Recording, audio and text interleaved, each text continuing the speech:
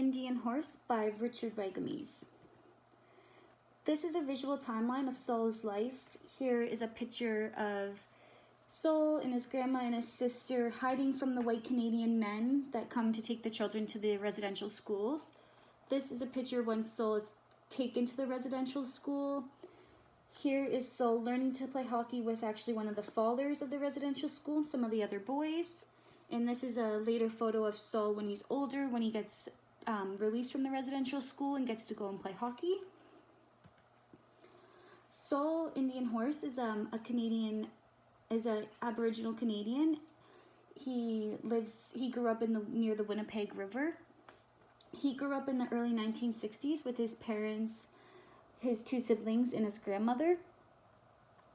At the time, all Aboriginal children were required by law to attend residential schools, which means that Canadian authorities had the legal right to tear families apart. They often kidnapped the children to take them to the residential schools. Two white men take Saul away and bring him to Germont School for Aboriginal children. It's the residential. That's what the residential school is called. St. Germond's is a horrible place. The teachers, priests, and nuns believe they have a mission to teach the Aboriginal children about Christianity, the English language. They severely punished any of the children that spoke their native language, and they also tortured the children for acting up in even the smallest ways. Saul has one protector at St. Germond's. It's actually one of the priests at the school. He encourages Saul to play hockey. So throughout Saul's stay in the residential school, his job is to clean off the ice for the older boys to go and play hockey. He eventually takes a liking to hockey. He watches Hockey Night in Canada with the father that protects him. He goes early to learn how to skate on his own. So eventually he becomes a pretty good hockey player. He has a natural talent for it. And then eventually the father does ask Saul to participate on the hockey team, filling in for another player. So Saul's skills get recognized by people everywhere. So an Aboriginal Canadian man named Fred Kelly arrives at the residential school and offers to adopt Saul. He recognizes Saul's talents and offers to give him a home and a family in return for which Saul would play on his hockey team. It's called the Moose. So when Saul starts playing for this hockey team, a scout comes to watch the Moose practice. The scout tells Saul that he has the talent to play professionally and offers him a chance to train in Toronto and eventually go professional. In Toronto, Saul plays brilliantly and his future seems bright in hockey. But as the season goes on, he notices that the opposing teams and even his own teammates mock him for being Aboriginal. Before long, Saul has been kicked off the team and heads back to the Kelly family. Saul begins working for a living and quickly leaves town to find a better job. This is also when Saul develops his drinking problem. He starts handling his past in all the wrong ways. He gets drunk and does drugs.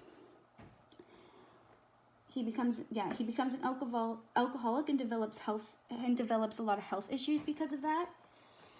Saul returns to visit the Kelly family. They encourage Saul to stay and rebuild his life with their support. Saul rejoins the local hockey team and rekindles his friendship with the family. Moving forward, Saul knows that he will continue to struggle with the pain of his past, but he now knows that he has the support that he needs to heal. So some elements I liked. I enjoyed the setting. I enjoyed that the novel started off in the setting of Saul's life before he was taken to the residential school.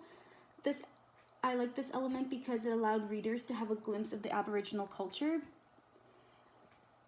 An element of a character I liked. I enjoyed that this novel was told in first person by the main character Saul. Having the novel told in first person allowed readers to really feel what Saul was going through the entire time. I enjoyed the plot. I enjoyed that the storyline follows Saul through every event in his life right up until he is able to find ways to heal from his past. Elements I would change. I struggled a lot with this part. I really enjoyed the book. I think it was an amazing read. I think that everyone should read it. So it was hard to pick out certain things that I disliked. So storyline, something I would change about the storyline is not introducing Soul's life in rehab within the first couple of pages, because readers can predict the path of the storyline. Character reactions. I found that Soul's reaction to some of the horrific events were just brushed off as if he was unbothered by them. I would make his reactions a little more known and realistic to how I would think a young boy would react to being and seeing other children abused.